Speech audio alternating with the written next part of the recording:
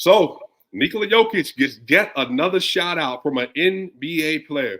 We're going to talk about that, what that might mean for his standing in the league. We got to get into Jamal Murray making his return yet again tomorrow versus the Clippers, how that's going to change the rotation, what can you expect?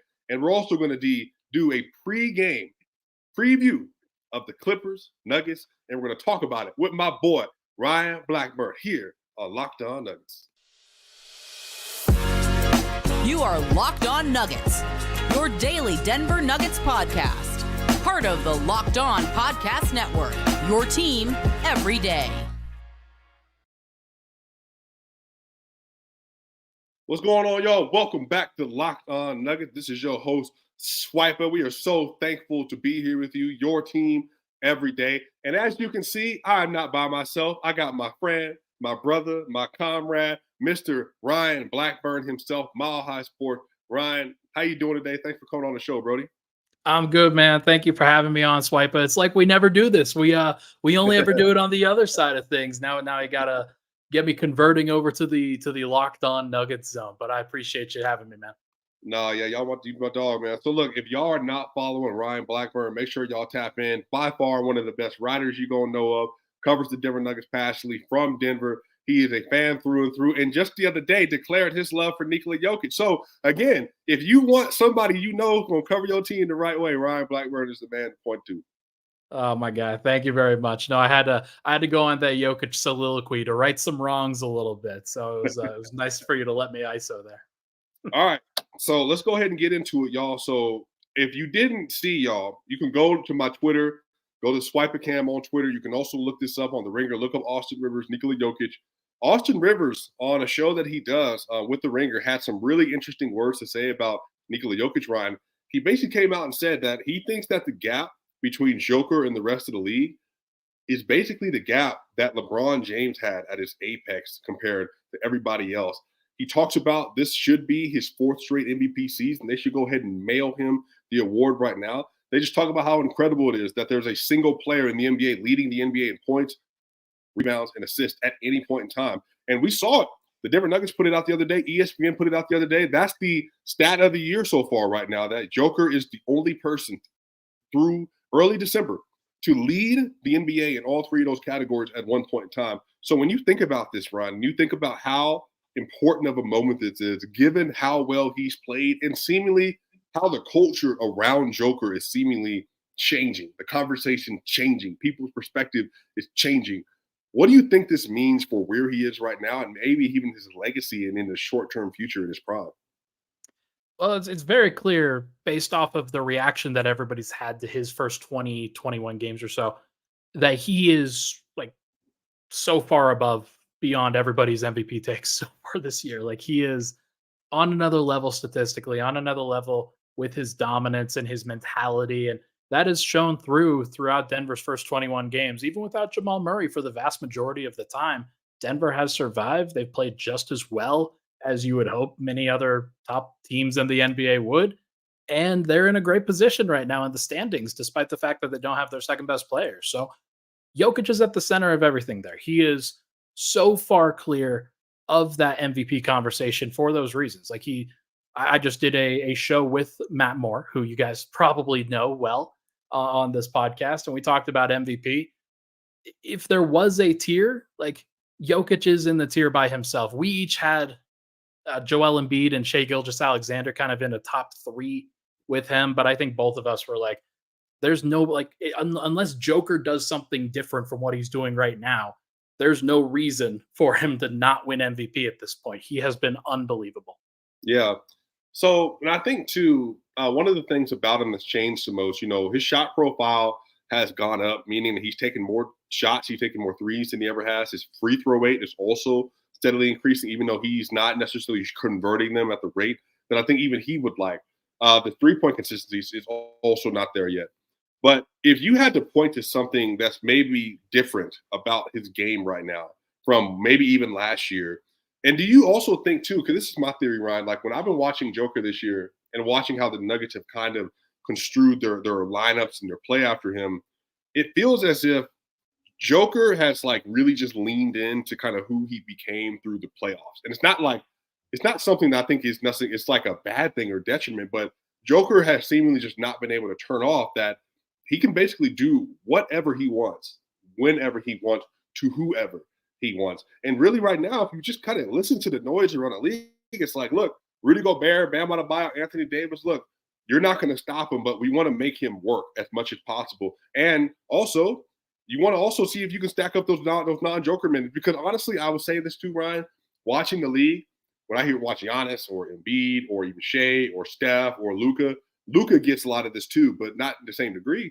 Right now, it seems like a lot of people's focus is whatever we can do to maximize those minutes, Joker is not on the court, then we need to do that. And we got to sell out some of our lineup by having our star De'Aaron Fox in the Kings game, or Zion Williamson in the Pelicans game, or LeBron James and Anthony Davis in the Lakers game. His teams are seemingly just kind of conceding that we're more than likely not going to be able to beat you when Joker's on the court, so we're just kind of piling up. So for me, what do you feel like this big transition has been from where Joker was last year in the regular season, 20, 25, 12, and 10, and then a 70% true shooting to where he is now, which is like 29, 13, and 10 on 63 true shooting. What do you think the biggest change is? I think he's demanding the basketball more. That's the one thing that you look at the profiles. He's leading the league in touches per game, just like he usually does, but it's at a higher degree than I think he's ever done it before. Right. And he just keeps demanding the ball. And it's not just to score, it is to pass as well. It's to facilitate the offense. It is to get Denver into their next action, whatever that is. That might be an ISO. That might be an ISO. That might be a pick and roll. It might be a DHO. Yeah. It might be a post up. But whatever it is, Joker is taking it upon himself right now, the thought process of whatever the Nuggets are doing and pushing that faster and faster and faster in the half court so that you get more touches, you get more offensive rebounds, you get more possessions out of it in the half court, and you maximize those possessions when you get them. I think that has helped his numbers. It's reduced the efficiency a little bit because he is shouldering a heavier burden. But I do think that with the ball in his hands, it might be a little bit different than sharing it with Jokic and Murray, because when those two kind of play that two-man dance, I think it's the most efficient brand that they're going to get. But even when it's just Joker, probably better that it's just Joker than like Aaron Gordon post-ups or Michael Porter ISOs or things like that. So the way that Joker is doing this, facilitating all of that as fast as he possibly can, as many times as he possibly can, he has taken ownership of it, and it's led to great results. Yeah, we're going to talk about this more in the next segment because I think Jamal Murray coming back. I think this also coincides with there is real win streak possibilities for the Nuggets now if he's able to stay in the lineup. And given the fact they have 2 games this week, 2. So, this is a great time for them to really load up on this. And so I think for me, man, it's like the way that Joker is playing, and it's kind of like I said, bro, like you just kind of got to sit and you just got to enjoy like what you're watching. The fact of the matter is you don't know when you're going to witness something like this again. We saw it coming with Jordan and we saw it coming with LeBron. But right now, man, it's just the way that even teams are having to fix their lineup construction, their coaching. You're hearing coaches just concede that, like, you're going to do your best to hold them down. But at the end of the day, like when Fred VanVleet, when they played versus the Rockets that one time, he said Şengün did a great job guarding him. And then Jokic had 36, 21, and 11 or whatever else it might have been. That to me is the most LeBron-esque thing that you could possibly say. This is a player that everybody's trying to hold down. They're trying to limit. They're trying to make it tougher, make it less likely and less comfortable for him that he actually gets these scores and these passes off easy. And they've done that to some degree. Like I was doing some data work for an article over at Mile High. Like Denver's the least efficient transition offense in the NBA right now.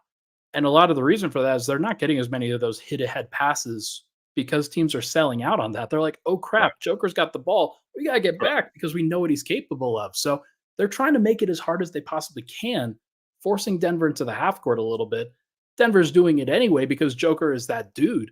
But it has been pretty clear that the message across the NBA so far has been limit that guy over there, and these other guys, we don't believe that they can get it done by themselves. And to some degree, that's true. But the way that Denver plays, Joker still kind of makes it happen anyway. To close out this segment, Ryan, do you see Joker slowing down? And I don't mean slowing down like, Murray comes back, maybe the numbers take a little bit of a dip. But do you see Joker slowing down in terms of having his like a grip on this best in the world conversation, or even just this idea that he's just the most indomitable player in the NBA? Do you see any of that changing at all this year? Not really. Like, I don't see any reason why it would. I think he is addicted to the process. I think he's Mhm. addicted to the concept of winning and dominating and being the best that he can be.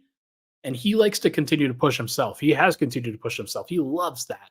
And it is so clear to me that as he continues to push higher and higher on this, that the rest of the NBA is watching that and thinking, man, if only he could just slow down, if only he could just stop, if only he could go the other direction.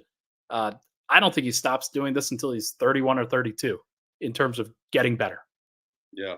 Well, hey, as somebody who's over that age at 33, bro, I'll tell you, you keep going up from there. But y'all, that's gonna do it for segment one. Segment two, Ryan, we got to talk about Jamal Murray's return. What is this going to mean for the lineups that the Denver Nuggets are going to be running? There's some players that are in rotation right now that we got to talk about if that's going to change for them at all. But y'all, we'll be back here on Locked On Nuggets for segment two. So y'all, right now with FanDuel, new customers get $150 in bonus bets with any winning $5 money line bet. That's $150 if your team wins. Now, if you've been thinking about joining FanDuel, there's no better time than to get in on the action. There was a crazy game last week with the 49ers and the Eagles. You could have took the money line on that for the Eagles, for the 49ers. You had the Broncos game. The Broncos were basically a plus 3.5 in that game. They ended up not being able to cover. The Texans did. There's some great future bets. Brock Purdy MVP, Jalen Hurts MVP. For me, I'm feeling like Tyreek Hill might be the sleeper MVP vote that you might want to consider getting on the action. But the app is so easy to use. There's a wide range of betting options, including spreads, player props, over-unders, and more. So visit FanDuel.com/locked on and kick off the NFL season.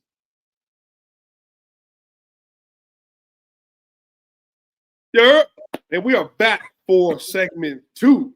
Locked On Nuggets. This is your host, Swiper, with a special guest, the one and only Ryan Blackburn. And this has been a really interesting year because, I think we have missed Jamal Murray for 14 games this year, I believe, if I have that number correct, which means he is basically, what is that, just a few more games and he's not going to qualify for the All-NBA team. So all this has kind of come out of nowhere, obviously dealing with the ankle injury, dealing with the hamstring injury. But the good news is when he comes back, he'll be 100% ready to go because the Nuggets have been extra careful with managing those minutes. So Jamal Murray comes back versus the Clippers.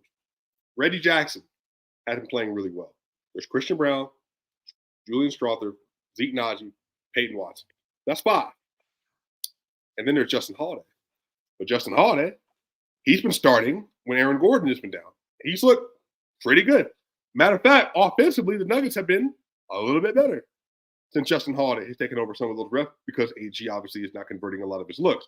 So the Nuggets are going to be an interesting situation because I think Jamal coming back, solidifying the best starting five in basketball is really important.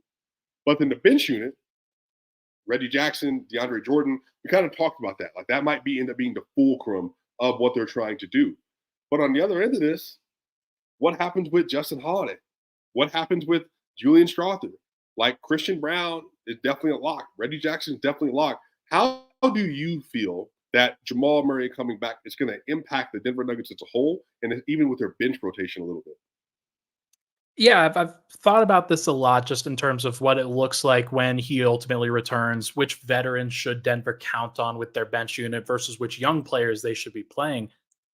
Doing some data work, the Zeke Naji minutes have not been it. Like that's probably where we have to start on cuts. Zeke is not going to play, I don't think. He has the lineups just haven't been good. He hasn't been able to find a way to impact the game in a positive way while he's out there, or the Nuggets just haven't been able to win those minutes in any way. And I think that they can win the minutes when DeAndre Jordan's out there, if only because I think the lineups make more sense. I think the process makes more sense with that group. So you're going to get that ultimate starting five. Jamal Murray is going to be out there. I don't think he's going to stagger. I think that he will probably stay with that starting group at the beginning, maybe play 25 to 30 minutes a game. And then as he gets healthier, maybe he'll start staggering again down the line. But for now, I think Denver probably plays a 5-man bench unit, and it probably looks something like Reggie Jackson at the 1, DeAndre Jordan at the 5, and then you pick and choose 3 wings that are playing pretty well. My money's on Christian Brown, Justin Holiday, and Peyton Watson. Yeah, that's tough. So what does that mean for Julian Strawther? Because again, he's had some good moments the last few games, really the last couple of weeks. Obviously, started off with that Pelicans game where he had 21 points on 5 of 9 from 3. Peyton Watson had some really good minutes. He's had some not so great times, but then had some really good games.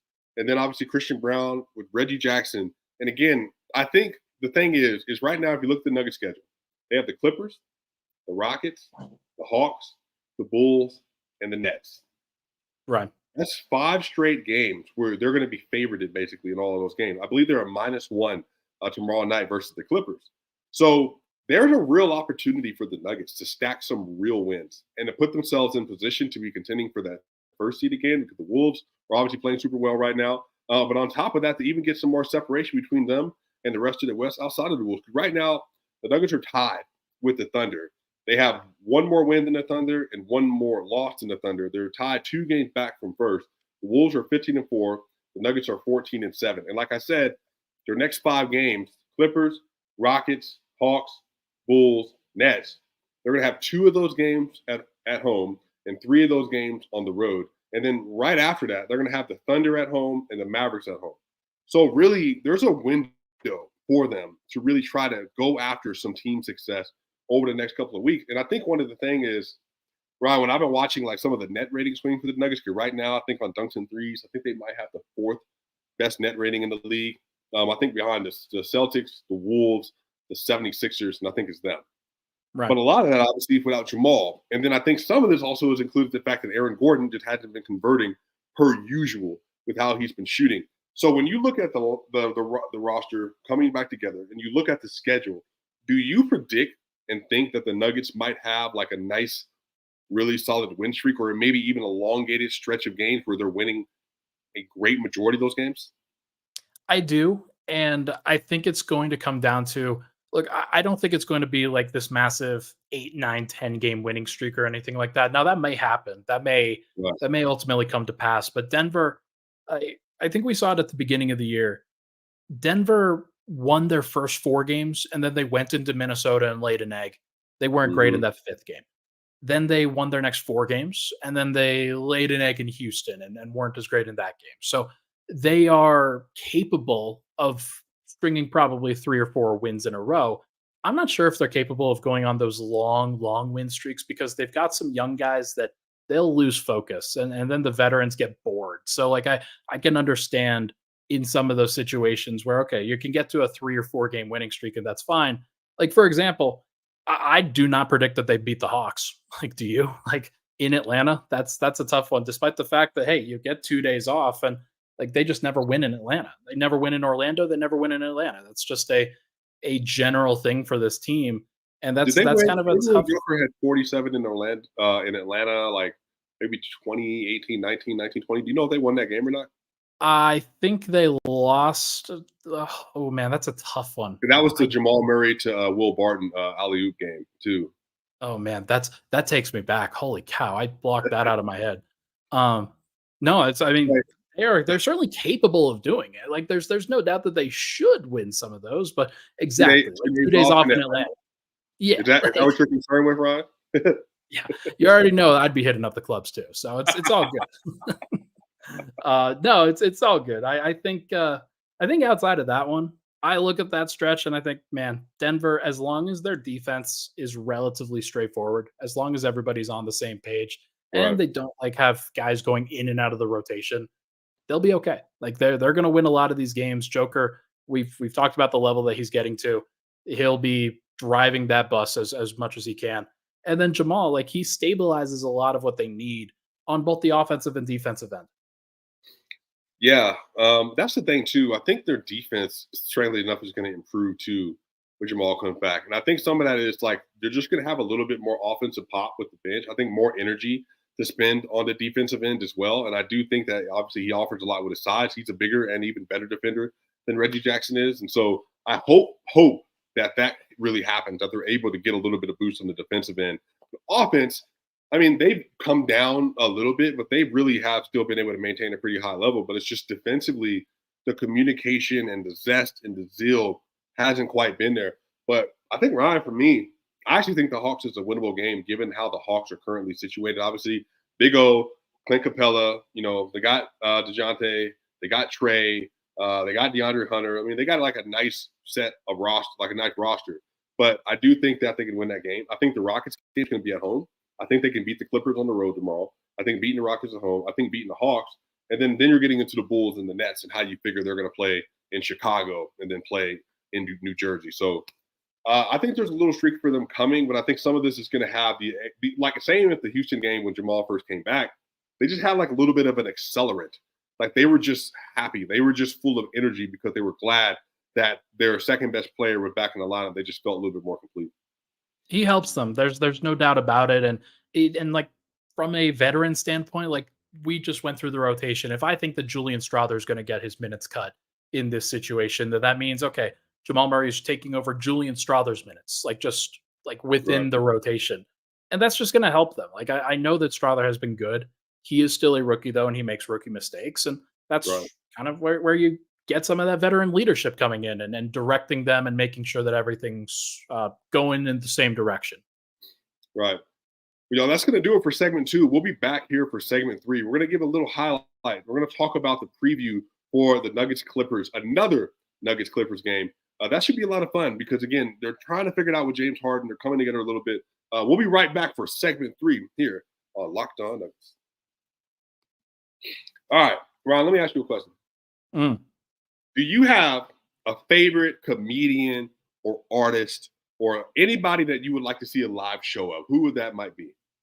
Oh man, there's a lot of different ones. I could name several different ones, but I'd probably go Taylor Tomlinson right now. I think she's hilarious, man.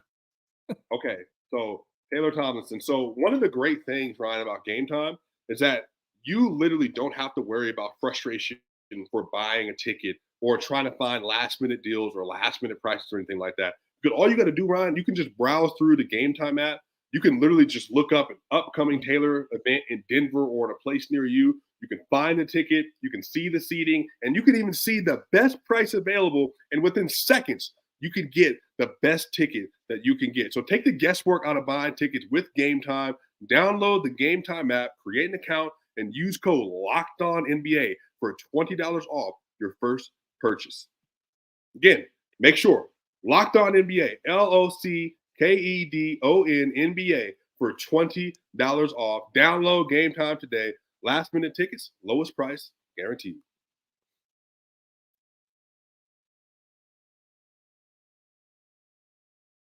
So we're back. Final segment here at Locked On Nuggets, and I actually can't wait to tap into this because you know what? Because of the Game Time app, I'm gonna try to get me a nice concert coming up here in Denver and Atlanta. So y'all know what I like. I definitely want to go see Bill Burr. Bill Burr is going to be I think he's going to be in Denver here. I think next year, 2024. That's my guy. That's my personal guy.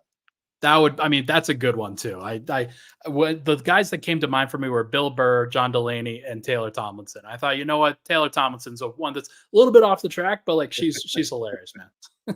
All right, Ryan. Let's tap into this matchup that we have coming up. It feels like we haven't had basketball for a while. Well, because we haven't had basketball for a while. This is the Nuggets' third straight day off, and if any team needed a break, the Nuggets did. They played 21 games. I think them, maybe one other team, had that many games to start off this year. They had a really condensed schedule. So hopefully this is going to give them a lot of energy to get ready for the game.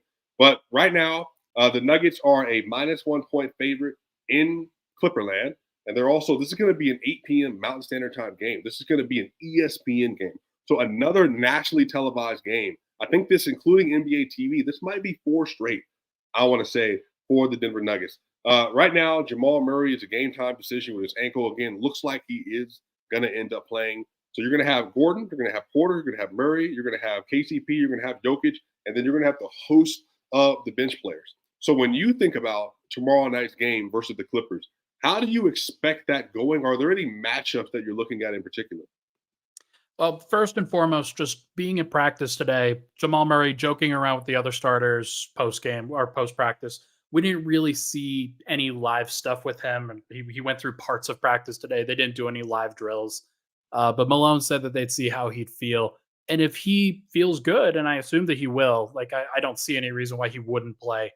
Um, then that's I think where it kind of kicks off. It's Jamal Murray versus James Harden, Paul Mm. George, Terrence Mann. Like I'm not sure who the matchup would be there because the Clippers are so kind of they're an amoeba on their perimeter.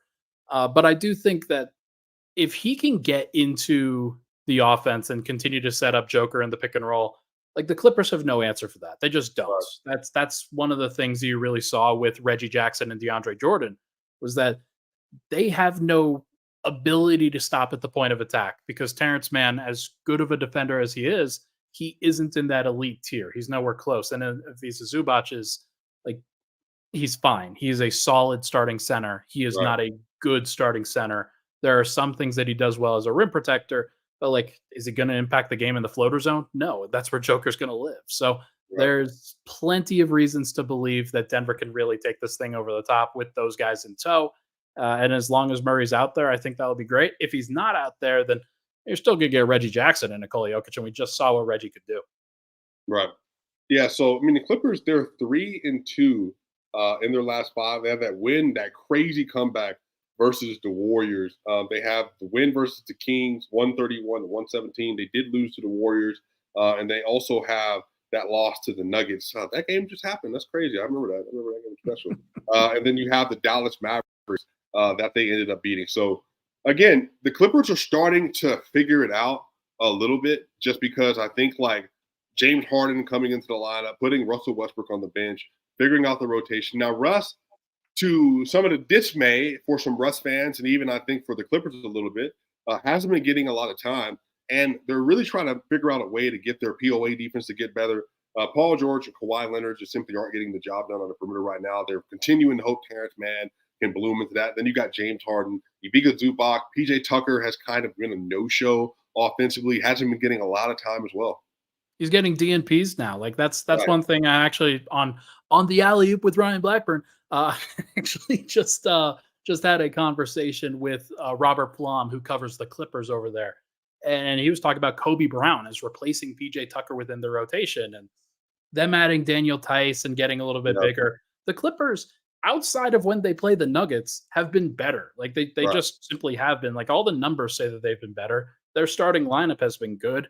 And yet when they face Denver, it feels like they collapse into a wormhole. So I'm not sure what it is about that matchup. It just feels like it's probably a mental thing at this point with those teams. But I mean, as long as Denver plays their game, there's no reason why they can't win it. How do you expect Denver to come out? What energy do you expect them to lead with? Because when Murray was playing early in the season, they're 6-1. They were coming out smacking. They were. I mean, maybe the Memphis game is the only one that you could look at that they didn't have like the most energy on both ends, but they were looking really good on both ends. Remember, at one point in time, it feels like ages ago, they were the number 6 ranked defense and they were number 5 ranked offense for a while, and they were cooking. And they got all the way to number 4 at one point on defense. So as you're thinking about this game, because if Murray does come back, or even if Reggie Jackson has to start, do you think, especially becoming off the loss to the Kings, that you can expect that the Nuggets are going to come out wanting to maybe set the tone really early to get the game kind of on their end? It's a good question. I wonder if there's too much time between those two games in order for them to really feel like, oh man, we really have to make up for this last loss because it was the 5th game in 7 nights and they're playing in Right. Sacramento, which is a really tough place to play. That I think could kind of fight against that. And also, what we saw from the starting group was that they really came out firing at home, but then on the road they kind of struggled. Whether it was at Memphis, they didn't struggle in OKC. That's a notable one for sure. They killed OKC, Yeah. but they really struggled against Minnesota as well. So I wonder if a team that is motivated to defeat them, if they like, if let's say the Clippers, they come out with a lot of energy, I don't think that they will. But if they did, then I wonder if Denver was like, it's a regular season game, that's fine. Or if they rise to that level and they're like, you know what? No, we own you. That is how Right. we do this. That's what we're going to do. We're going to continue owning you, and we are going to continue to show it. I wonder if that's the reaction that we'll get instead of the other. Well, what's interesting is the Nuggets haven't shown any quit. I mean, really, maybe the Minnesota game, they really have tried to come back in every game. The Pelicans game, they were down 20 the second time. They came back, just couldn't close it out. And then this last game, obviously, that they had versus the Kings, they were down 17 again, right the night of a back-to-back. The Kings had a 3-day rest advantage. It didn't matter. The Nuggets still came out and tried to win the game outside of really two bad stretches they had when Jokic first went out and then when Jokic went out again and some of the DJ errors and stuff that he had. So I'm really excited. If I had to do a game score prediction, ESPN, 8 p.m. Mountain Standard Time, Nuggets Clippers, I'm going to go with 111 to 105. My final score prediction, 111 to 105. What's your final score prediction, Ron?